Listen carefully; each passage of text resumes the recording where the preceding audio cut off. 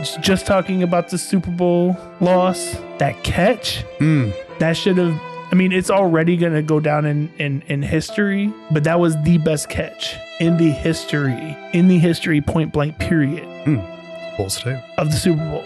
Like the best.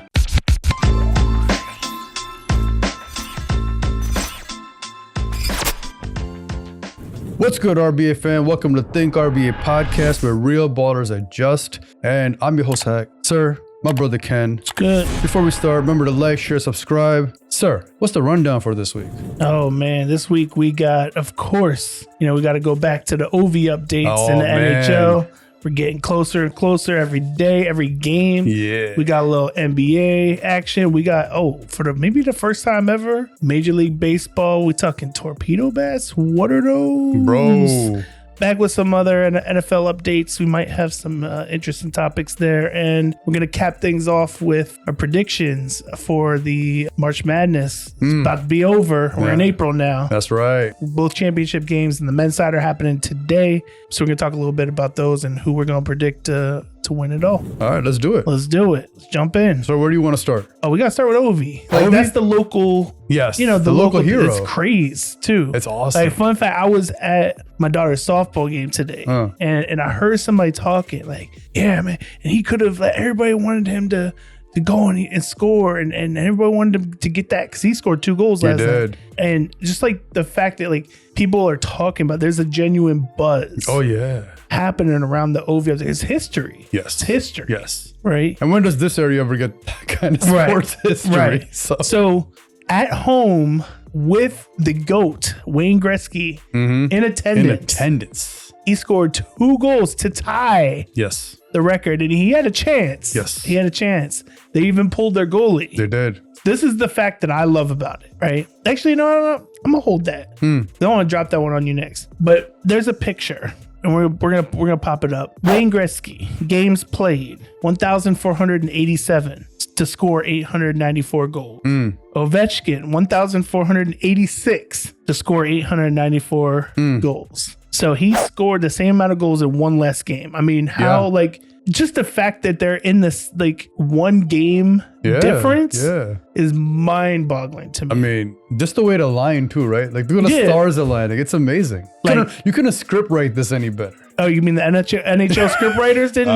We don't know. I mean, my goodness, what an accomplishment. Yeah, much respect. But to almost do it at home. But the one thing I love is they asked him, right, about the whole goalie pull thing or whatever. And he actually, I believe from what I read in the ESPN article, came out of the game at that point. Yes, he was out of the game. He was out of the game at that point. He specifically said, I'm paraphrasing, it's not the exact quote up, but he basically said, I want to earn it. He doesn't want to just be given. Do it the right way. He want to do it the right way. It's like, I got to earn it. And the first thought I had was you. Because really? Because that's the whole, everything we talk about with RBA and Real Ballers Adjust. It's no, it's not. It shouldn't be about something easy. Correct. And so I don't want, it would have been cool. It would have been a great moment last night at home. 3 goals, a hat trick to beat the GOAT, with him in attendance. Remarkable. Would have been chef's kiss, a beautiful story. But he was like, nah, bro, I need to do this the right way. If I'm going to do it, I'm going to do it the right way. So their next game is tomorrow on the road. If he scores a goal and breaks the record, it's going to be, I think it might be in New York, the Islanders or something but it won't be the same as it would have been last night at home. It was electric. Yeah. Watching all the clips or whatever. But I just love that he's like, yeah, no, I don't care about the moment or the magic behind it. It's got to be done the right way. Yes. And my respect just was like, phew. I mean, there's a reason he's there. Through the roof. Yeah, for sure. Through the roof. For sure. Hands down. Question is he going to get it at an away game or home game? So now if you're him, right, do you want to get the goal Sunday on the road? Or do you want to get, I think they don't play again until Thursday at home. Okay. For me, it's easy, bro. But before I even give you my answer, let me give you real quick. You talked about the buzz, right? So I was at work. I was at my day job and get ready to leave. couple coworkers came by and I heard some similarly over, some water cooler talk. Yep. And one of them had tickets to the game. Oh. And they were going to the game, right? And they're like, yeah, because I had tickets to the last game and because he was a little further away, the price went down. The price, because obviously ticket prices fluctuate, right? So when they're talking about, yeah, he's going to need a hat trick to do this. And lo and behold. So close. He was right there. So it's really an awesome way, like for me, like I just heard this conversation and these people are going, and then this moment pretty much could have happened, almost happened. And I almost feel like the opposite team, I can't remember what team it was that they played against, almost like strategically. Yeah, they were trying to like remove, so they don't become part of that history that he scored against them. So here's the funny part. The GOAT said he should have gone for it with the empty goal. I mean, the GOAT himself said he should have gone for it. I know, but I can't. I just won't. It doesn't sit well with me. That's why I said you were the first person I thought about when I saw that. I appreciate that you thought of it in a good light. In a good light, of course. So for me, it's simple, right? Like I said, I think of a few episodes ago, right? We can go back and check. We got the receipts. Yeah, we do. That they don't chase it, right? It comes when it comes. So I don't go chasing it. Oh, I'm going to do it next game. I'm going to wait for a home. No. I'm going to get it when it comes. I'm going to allow the moment to present itself and we're just going to enjoy it when it happens. I'm not going to script write it. Because if I'm going to force it, now I'm not playing it, right, the way I play the game. I'm trying to control the situation a little too much. No, I'm trying to win. Bottom line is that. There you go. And winning that's all that, if it happens during that time and we win, even better. Yeah. Right? That's all I care about. I don't care home, away. That don't mean nothing to me. I don't care about that. I don't know. I hear you. I do. However, sure. It's just something more special about doing it in front of the crowd and the fans and the city. Like it's not like he's scored these goals where he's played for multiple teams over multiple years. He is Washington Capital hockey, right? When you think of the Washington Capitals, he is the person you are forever going to think about, right? And so to me, it's just like I'm with you. I'm not going to say I disagree with you. Okay. Right. But what I'm going to say is that, like, just low key, I hope he doesn't score tomorrow. This guy. To give it to the fans that have been following the diehards and everybody who's latched onto this story to let it happen at home. But there's only 2 more home games. There's like 4 or 5 away games. So, the averages are against him in terms of it happening at home. But with the way he scored goals, he probably going to score it in the first period of the game tomorrow. I got a question for you. Now, what if every team starts pulling that strategy? Oh, when he's in, we going to pull so he doesn't score. So he doesn't score. I mean, eventually he's going to have to just do it. He's going to have to do it. My question to you, since that's what we're going to do today, is with the way he scores goals, I mean, he was on pace to do it. Now he's on more than on pace to do it. Right. How much further over the number does he actually How many games do we have left? It's somewhere around like 4 or 5. Oh, yeah. He's going to be, I think, and he has 894. He breaks it at 895. Can he hit 900? Absolutely. Can OV hit 900? Absolutely. He need basically a goal a game. And I think he can. And maybe a game with 2 or 3. And I'm not even going to go as far as saying that he's going to hit 1K and be the ultimate. Ooh. The guy that gets the first comma. Yeah, but 900 this season. Yeah, for sure. At the rate he's at, yeah. I mean, if he's scoring 2. Barring injuries, God forbid, I see it happen. That'd be crazy if he got the 900. I mean, how is he not going to get to 9? No, I mean, getting this season. If he plays next season, of course. No, this season. You said 8-9 games, right? No, 4-5. Oh, 4-5. Yeah. Oh, 8-9. Can we rewind the tape? Like, what did you hear? Was I speaking another language? I'm still gonna say, even as great as he is and what he's doing at the rate that he's at, yeah, absolutely. So that's what I was saying. Like, it basically would have to like average out to, which means that he breaks the record, a goal a game. So he breaks the record. You don't want him to break the record. Well, I do want him to break the record. But he could break the record on Thursday. That's just more pressure, though. With a hat trick. That's more pressure. And then he's still on pace. Hey, listen. Let the moment come to you. Don't go chase it. That's true. All right. Moving on. We have the NBA and some new announcements that were made. 2025 Hall of Fame class. So we're keeping in line with greatness? We're keeping in line with greatness, right? There's a method to how we structure this sometimes. Okay, sometimes. Not always. Not always. And so I wanted to get your take on it. It's an interesting class. We have what? Sue Bird. Yeah. We have Maya Moore. We have Sylvia Fowles, Carmelo Anthony, and what probably was the biggest surprise to everybody, Dwight Howard. Okay. Those are our headliners. There's also some coaches, Billy Donovan and Mickey Harrison from the Heat, and I think Danny Crawford, the ref. Some others that are, like the headline, core the athletes, the actual the athletes themselves. So I wanted to get your initial reaction. You see that list? I love it, bro. Like I'm gonna say it the way Braun said it. It's about damn time. Because Dwight Howard is one of the most disrespected. Like the fact that he's not a top 75 player is such a slap in the face to the sport, and just the knowledge of the sport. To see what this man would do, like, and I know kids they don't know that old Orlando Dwight Howard. I'm sorry. The 40-20 Dwight. This is a guy who would tell his teammates, it's okay, let them come to the paint. I got you. Don't even worry about it, they beat you off the dribble. Like, to have that level of dominance and confidence, I'm sorry, nah. Like, he was, and to come out of high school, to be that, like, he took his team to the finals. He beat that LeBron team that was supposed to face Kobe. Yeah, he did. Right? Dwight Howard is one of the perennial all-star. I super respect this man's, like, he was what he turned his body into from when he came in to what he became. Like, I'm sorry, like the disrespect he gets, it's almost like that Russell Westbrook disrespect. I'm not with that. So to me, I think the disrespect I think Dwight was very respected through his Orlando days and everything. It wasn't until he started moving around to other teams, and then they had that whole train wreck of a season in LA, and then it started to become the personal, like the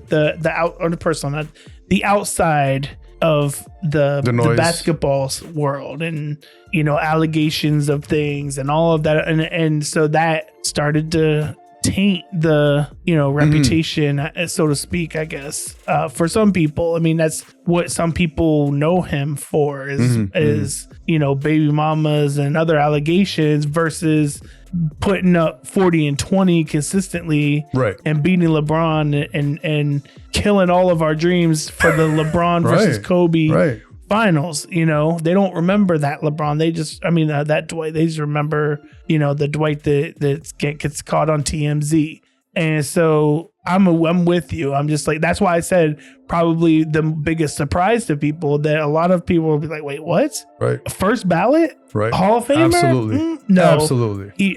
For sure is a first. He was like, to me, it's just me. Y'all can tell me I'm wrong. That's fine. I got thick skin. He was like the end of the traditional center. Is like the last big traditional center that was also the beginning of the new, more athletic, versatile center. Oh, facts. Other than shooting threes. It was him and Amari Stoudemire. Yeah, but Amari played the four too. He did. And Dwight did not play the four. Right. So I think Dwight was just like, he was just like that cyborg. He was. Like, he could play that Shaq domination role. Right. He was a freak athlete. But then he also was like, the way he was dunking, and we did the dunk contest, other thing, his athleticism was different. It was absolutely different than the traditional centers. And so he just had both parts of his game that, well deserved for absolutely, him. Man. Hands down, much respect. And again, I respect him as an athlete, right? All that off the court stuff. You find me one person who doesn't have their drama in their own life. You're right. Just that he happens to be an athlete. He just happens to be an athlete in the spotlight. Right. Melo. I love it. I love it. Mr. Olympics. Absolutely. I still remember, like, speaking of, we're going to talk about March Madness later, but like, I still remember that Melo Syracuse run. Syracuse run. My God. When he had oh man, he was killing it. Bro, it was unreal, like what he was doing. Freshman coming in, just dominating. Right? Like, oh no, I'm the real deal. Yeah, and now I'm out. Everybody knew. Yeah. Everybody knew he was the real deal. Yeah. He's local too. Yeah. Would have loved to see him win a chip. Would have loved to have seen him got that opportunity. But nonetheless, hey, he's a gold medalist. His contributions to the basketball world cannot absolutely be denied. And then the other thing that stood out was, there's all this talk about women's basketball. Oh, they're never going to get paid as much as men. The product is not as interesting. It's not as good. Yada, yada, yada, yada, yada, yada, right? We have 3 women I love it. going in and 2 men. I love it. 3 women. Think about that. Hey, there's a shift. Monsters too. There's a change happening. More fouls. What? So there's a shift happening, right? There's a change. Love it. And it's beautiful because we started talking about this last NCAA tournament. Remember how many women, the women's game is way more interesting. It's so much more fun to watch. It's evolving beautifully. Right. So, and the WNBA push that Kobe started, right? Like he helped kind of like catapult that a little more when he gave it more attention. Obviously trying to teach his daughter, right? How whatever the next steps are. So I love the way that they took it and parlayed, and then other players got behind this effort where women players don't have to go overseas to make up for that lack of pay, whatever it is. Right. So the respect that they're getting now, it's beautiful. And yes, like Lisa Leslie, right? Like a lot of them, Rebecca Lobo, they're getting the respect, but now it's more mainstream, I feel like, right? Where it's become more acceptable, more welcoming, more, we want to cherish and celebrate that side of basketball. Right. As there should be. Right. I'm with it, man. I love it. No. I'm gonna tell you a little, real quick side. Like I'm training now, right? I'm training some youth, and there's so I train. It's a co-ed type of thing, right? Where we get the young men, we get the young ladies. They come through and they train together. So what I'm noticing in that experience, that some of these ladies, bro, they more RBA than some of the young men. It's crazy. I'm seeing the shift at the youth level though. Yeah. And I feel like this right here is helping push that even more, right? So they're starting to believe more. They're more confident. Yep. Right. So I'm seeing that at a younger age come up now, and I love the progression. Yep. No, I mean, and these women that are getting in, and well deserved to them. I mean, they obviously people paved the way for them, and they're paving the way. They paved the way for the Caitlin Clarks and the Angel Reeses and the Paige Bukers and everybody else. Yeah. It's almost like that. The OGs, they crawled so that this group could walk, so that this new group could run. Facts. And they're running with it too. Facts. But I love to see them get their props for sure. Just a good thing to see. It's they make you feel good. Absolutely. They say we stand on the shoulders of giants, right? Like that's what they're doing. It's beautiful. That's a bar.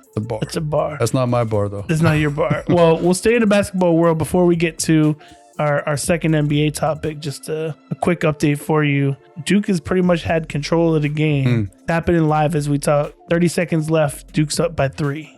So, oh wow! Houston has started to mount a little mini comeback. I love it, but we're gonna see what happens. We're tracking while we're talking. Okay, because basketball. Because we got to figure out who we're gonna talk about in the next last round. segment. Right, the next round.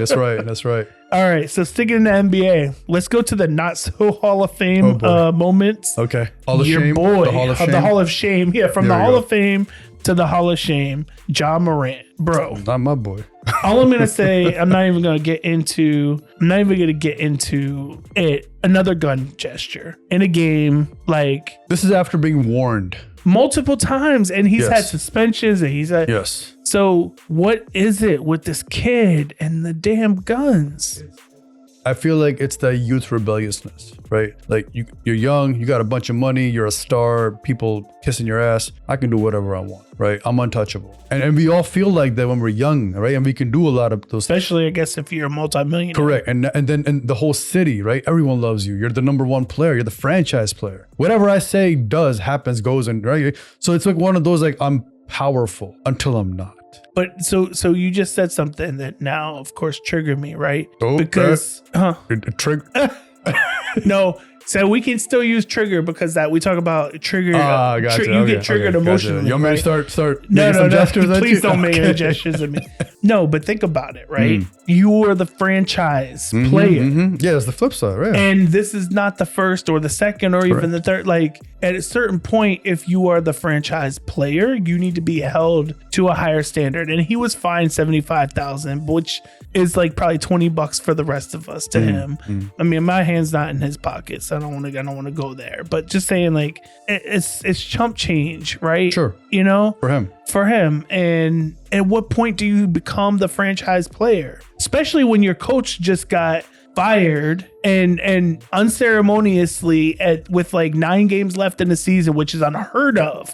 So clearly some shit is going on in Memphis. Absolutely. They need I'm sorry, hold on. So I gotta get this out. Sure. They need a leader. Correct. And you are the franchise player. I was gonna go with another F word there. You are the franchise player, right? Like now is the worst time. Like that's just dumb. And I'm not saying, please don't mischaracterize. I'm not saying he's dumb. I'm saying the action is dumb. Especially after you've been warned. And you've gone through a history of all that. It's dumb. Before you say something, Houston just went up 1. I love it. I love it. Why? 17 seconds left. Let's go. 17 seconds left. And why? Missed free throws. Oh boy. Missed free throws. And I know it drives you nuts. It drives me nuts. You're right. So with Ja, right? You made a good point, right? You're a franchise player, right? How long? So just recently, I don't know if you saw it, he had a game winner, right? A beautiful game winner. And I think it's because he produces on the court. And you know how they say winning solves problems, solves everything,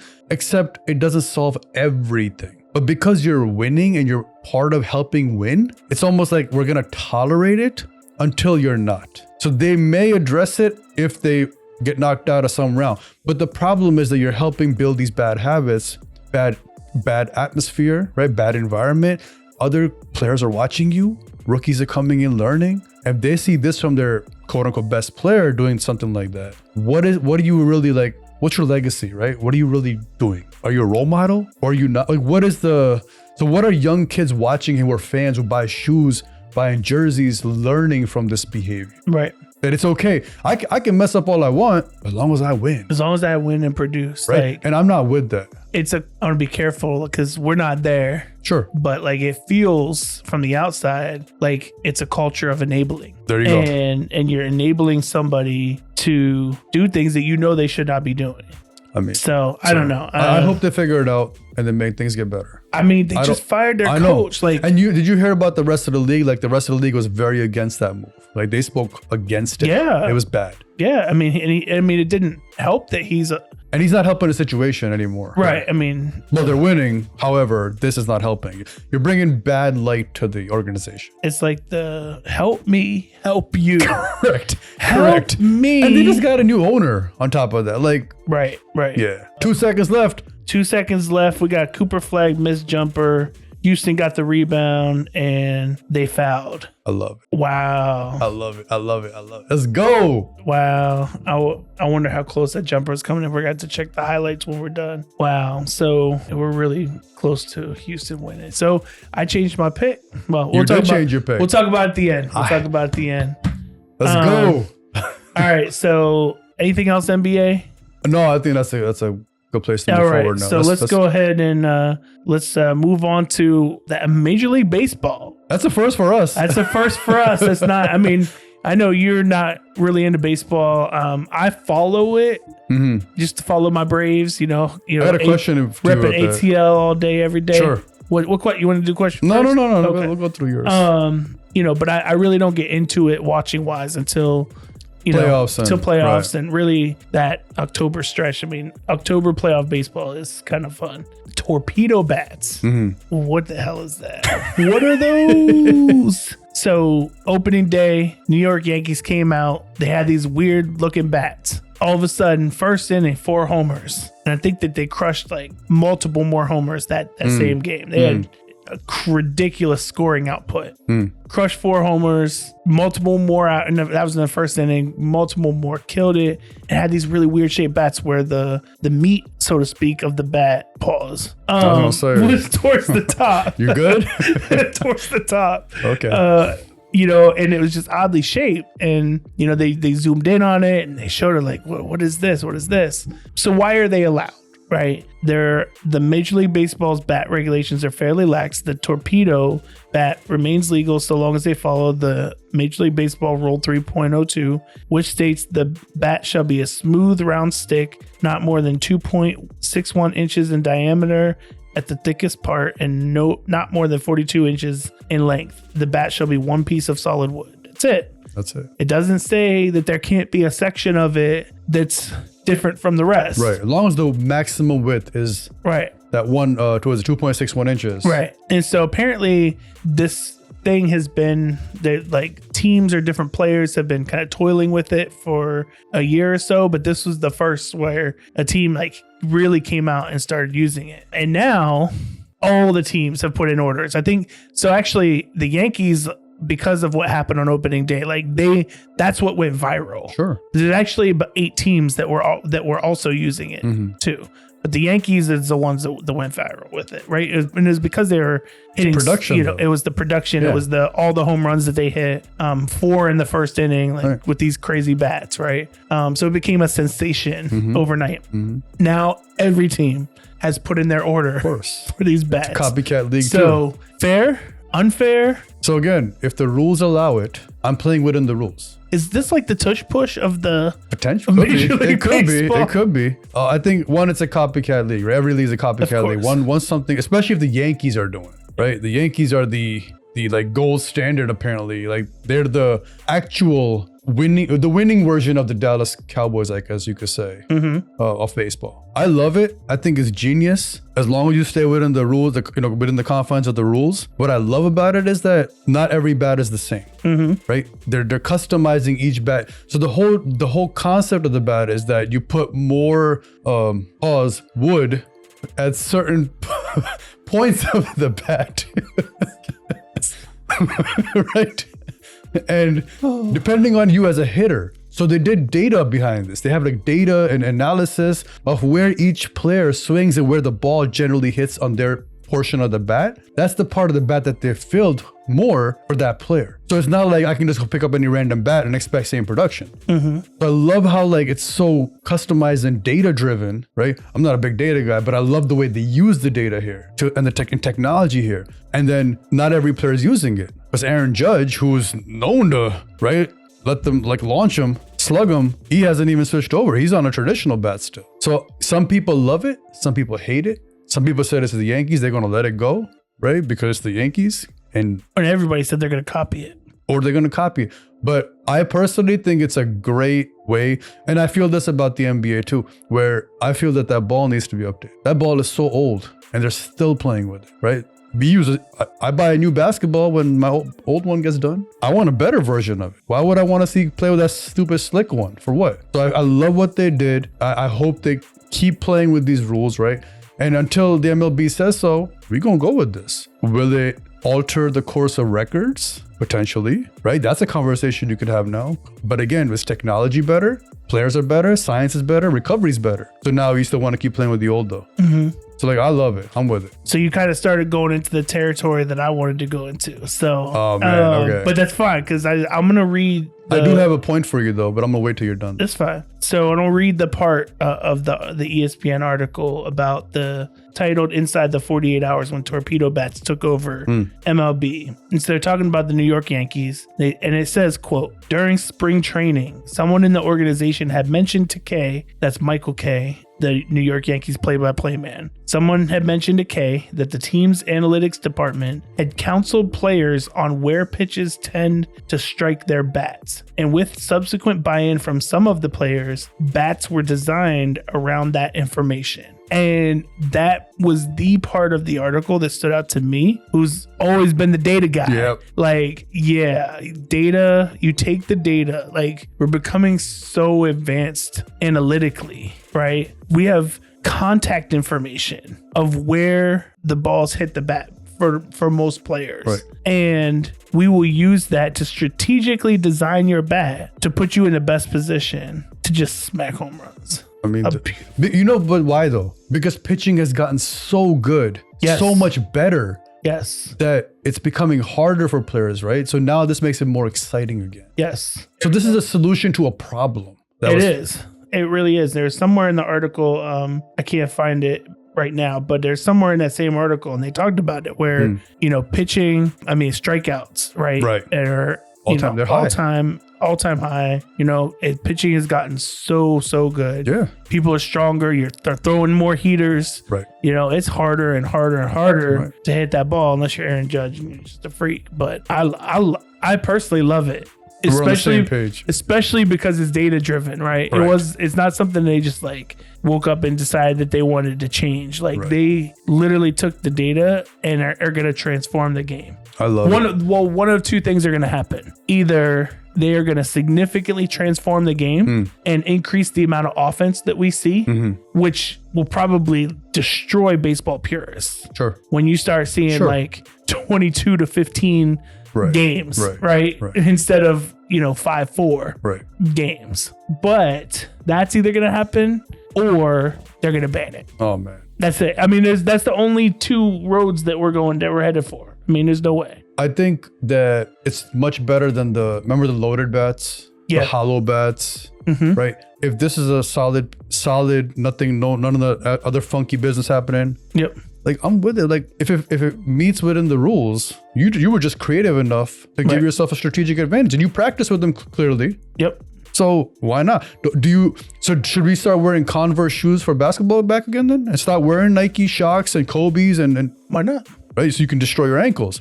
But that's the thing. Like, why are we purists? But we don't know yet. We don't know. So yeah, but listen, you got to evolve with the times, Right now, it's a craze everybody's jumping on. So I'm hopeful that we're all leaning towards transcending the game and changing the game. Put your smartphones down, get your rotaries back. There you go. All right, so hopping out of the baseball world. Speaking of, no, sir, I have a question. Okay, have the Atlanta Braves purchased these bats? Yeah, actually, so the article even talked about that, and they said that one of the Braves players actually was like messing around with this bat last year in spring training.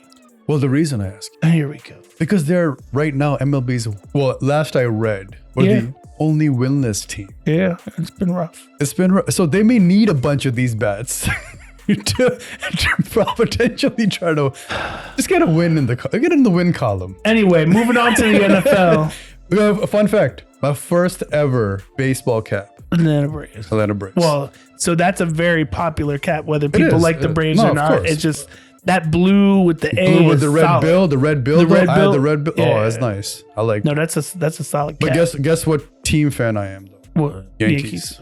I'm from the area. Good like the Mets. Hell no. Nobody likes the Mets. The Mets and the Jets. No, thank you. The Mets and the Jets. No, thank you. The Giants and the Yankees. Yeah, I guess. Moving on now to the NFL. Rules updates, real quick. Tush push tabled to May, along with a couple of others. Okay. I think Detroit put in for getting rid of the automatic first down for pass interference. Okay. And not pass interference, the 5-yard one. A defensive interference, whatever. Tush push, the whole division thing, a couple of those tabled. It does seem like there's mixed opinions on the tush push. Some coaches have said, like Houston, D'Amico Ryans, he said it's hard to sit back and penalize a team for being good at something, which is what I have been saying. No. Duh. I was very disappointed when I heard my coach talking about it in his interview, and he referenced that, like, we don't, like, it's tough, to try to penalize, but he believes that there will be player safety issues. He believes it's an unsafe play. Soft, weak, cupcake. Anyway, enough about that. Kickoff. So the tush push got pushed back. The tush push is pushed. Okay. But it can still cross the goal line in May. Hey, I love it. Kickoff rules. Rules have changed as well. And there was not... So I guess what happened last season, they changed it to that XFL version, right? And it moved everybody back. Yep. Nobody can move until he catches. You had a lot more people kicking it into the end zone, but returns were up. Yep. But the teams that decided to kick it in the end zone was because the penalty per se, right, was that the ball starts on the 30 instead of the 25. So that was only 2.4 yards more than what the average starting position was in the old days. So some teams just said, oh, we'll just give them the extra 2.4 yards and kick it in the end zone so they can never return it on us. Okay. So now that they've updated the rule, and if you kick a touchback, it will go to the 35. Ooh. So that might be a game changer. That's a much different ball game. That's right. They expect to see, I think the returns went up to like 20%. They expect the returns to go up to 60, 70%. So we should see a lot more kick returns next year. Yeah, cool. Yeah. I like it. I like it. I like the modification they made because, as we say, it's a game of inches, right? But an extra 5 yards, like that's a total game change. Because now you can get into field goal territory really fast, and with the way some of these kickers on their legs are, like how deep they can kick from, like it's just 1 or 2 possessions away. Yeah, I mean you're 15 yards from the 50. Right. I mean, and that's all some kickers need. Right. So yeah, that's a game changer. Yeah. No, I like it. The overtime rules. So they've kind of been modifying them over time, but the postseason rule, right? Postseason rule or overtime allows both teams to possess the ball to try to score. In the regular season, both teams can possess the ball to score only if the first team did not score a touchdown. Okay. So you get 2 teams in the regular season, a tie, right? They go into overtime. The first team that wins the toss, if they score touchdowns, game over. Last year. Next year, the other team will get a chance to score. Like the move. I love it. Love it. I love it. If both teams get an equal opportunity to score. Right. Right? So if you score, I get a chance to match. So there's still some football purists that will say, okay, if you wanted a chance to match, then you should stop them. No. Why should you get a chance if you can't stop them? Because that was determined off of a coin flip. No, but your defense could have stopped them from scoring. Listen, that just depends on whose team is playing and who's a fan of whatever situation that's happening. So I think it's more so like, but some teams have better offenses than defenses, right? Sure. And I see both sides of that argument, but all I'm going to say is this. I'm frustrated. Because are we doing a rewind in history? Yeah, because first of all, they didn't change the overtime rules until Josh Allen and the Bills were affected, and because it involved him and Mahomes, and it was a crazy game, and they scored like in the last 2 minutes there was like 6 scores, and I'm hyping it all up, but like they went back and forth in that last 2 minutes, score, overtime, and then Kansas City won, and then Josh didn't get a chance to touch the ball, and everybody was like, oh my God, Josh should have had a chance to touch the ball. So we're gonna change it for that. But if we rewind to the Super Bowl, the game with the most on the line, and you had 2 teams go to overtime for the first time ever with the Patriots against the Falcons. And the Patriots, what happened? Went in overtime. They won the toss. They went down the field. They scored a touchdown. Game over. Get my popcorn. Where was the outrage? Oh, Atlanta should have had a chance to nothing. It was crickets. But Josh Allen. Oh my God. How about last year? I was at the game with D. Right? Commanders, Falcons. Oh, Commanders are going to easily beat Atlanta. Nope. We go into overtime. Commanders get the ball, drive down the field, touchdown, game over. Next season, though, if that happened, we'd get a chance. You get a chance. Might be the same result. But technically our back whatever random kicker, Riley Patterson, whatever, because Koo was out, right? Koo was done for the season. And so whatever kicker we had signed, he missed the what would have been the game winning 52-yard field goal anyway. So like it was really our fault that we got there in first. But the Super Bowl one does bug me because it was like, no, for sure. If there's any game, and it's in all seriousness, because we joke about the Falcons, whatever, but like in all seriousness, it doesn't matter what team it was. If there's any game to be outraged that this rule should change, it should have been the Super Bowl, but nobody cared. Nobody cared. You know why? It was his time. Brady. And it was too good of a story. They over the 28-3, the comeback. It was not like, oh, wait, this is not fair, or we should do it a different way. But when it was Josh, it was such a good game that they were like, man, we just want to see more, so we need to change the role. I mean, listen, I like it for two reasons, right? One, you get the match, and two, more football. More football.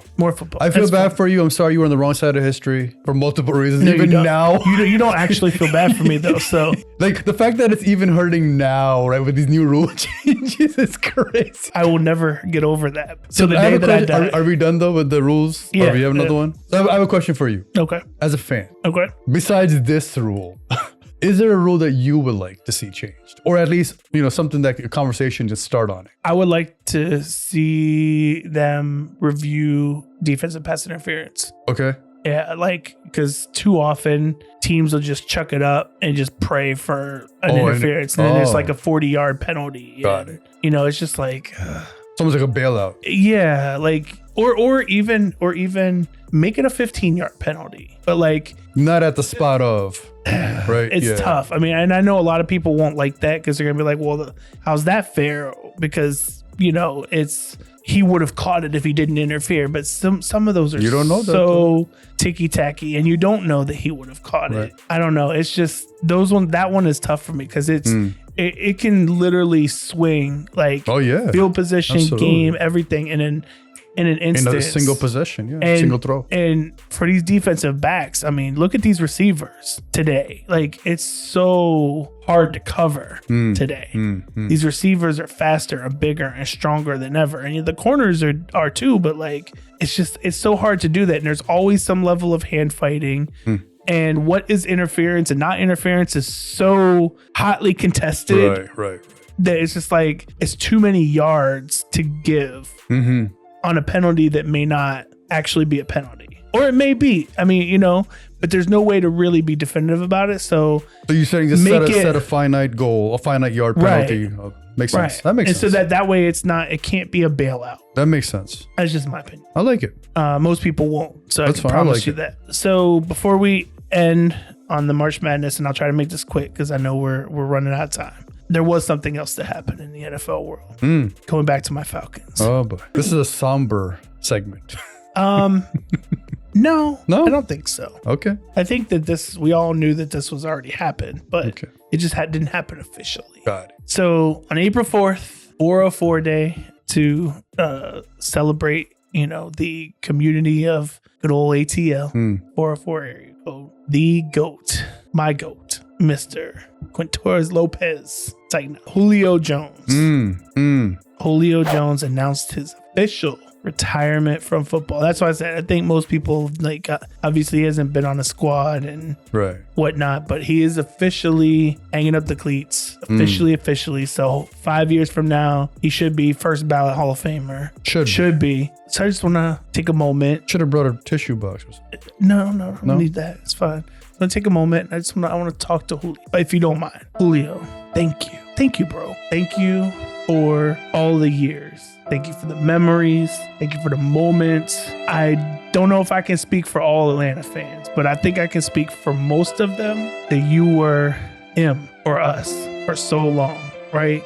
And for some of us fans who didn't become fans after you were drafted, still remember when Atlanta surprisingly, I remember when I got notification on my phone, I wasn't watching the draft. Surprisingly jumped up from number 24 to number 6 with Cleveland. I was like, who are they jumping up? That's a big jump. Who are they jumping up to take? He announced Julio Jones, wide receiver, Alabama. And I said, it is about to be on.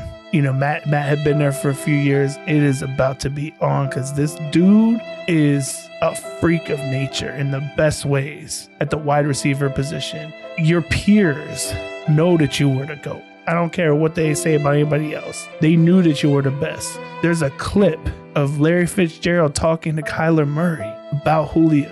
He says, best I've ever seen. Best I've ever seen do it. AJ Brown, why he wear number 11? Because of you, bro, right? Because of you. Bro, you're the man. You're the man. So many moments. Your crazy catch over Luke Kuechly, right? The game winner against the Eagles, where he took the screen a screen pass 60 yards for the tutty game winner, right? The 300 game against Carolina. It's like so many moments, so many memories. And we just talking about the Super Bowl loss, that catch, that should have, I mean, it's already going to go down in history, but that was the best catch in the history, point blank period of the Super Bowl. Like the best. I mean, everything about it. So, sir, I want to say thank you on behalf of the Atlanta fans, on behalf of myself, and I wish you the best in retirement. Man, I feel like I should have had a violin. Maybe there'll be some music behind it. But no, man, like I'm serious though. Like this dude, like my son's first jersey, right? My son's first football jersey. Your son's first, like he was that dude.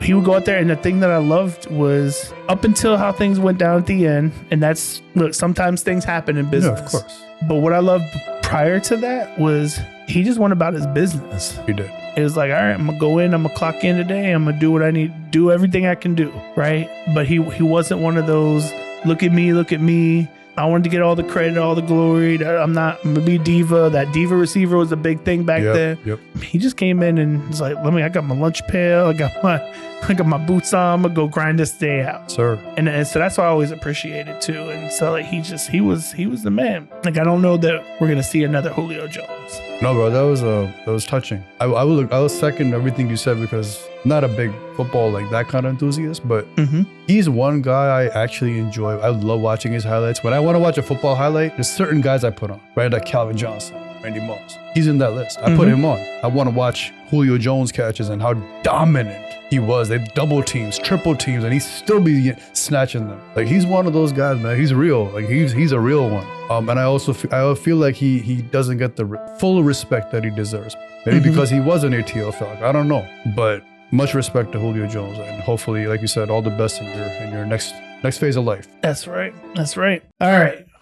Now that we got through that. All right. You ever send you another card? Send me another card, yeah. All right, let's wrap things up. March Madness, women's side, we've got South Carolina versus UConn. I don't even remember who we picked in the beginning, to be honest with you. So let's just go ahead and repick now. You got Dawn Staley. South Carolina is always dominant.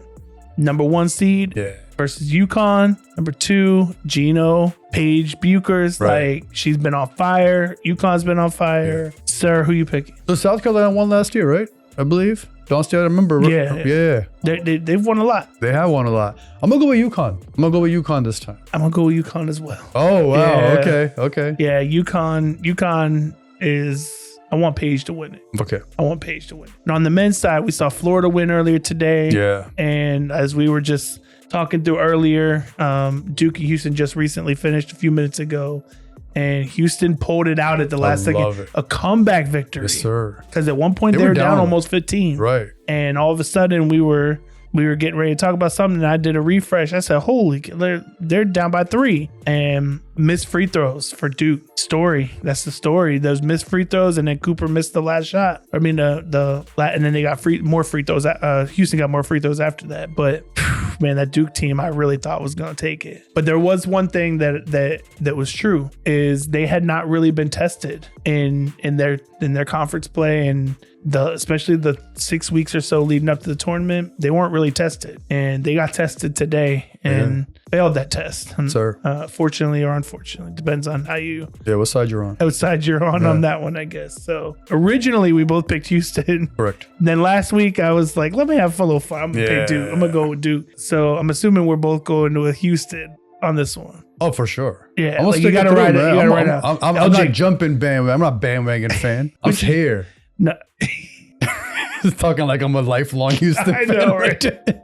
No, LJ Cryer though. Yeah, man. My goodness. Yeah. He had a crazy game. I mean, he's the heart and soul. So I love it. I love a comeback story. Yeah. I'm gonna go Houston as well. And hopefully we'll have a fun championship game and not a couple of blowouts. Right. So with that, sir, appreciate the time. Appreciate y'all for tuning in. We will see you next week. Peace. Peace.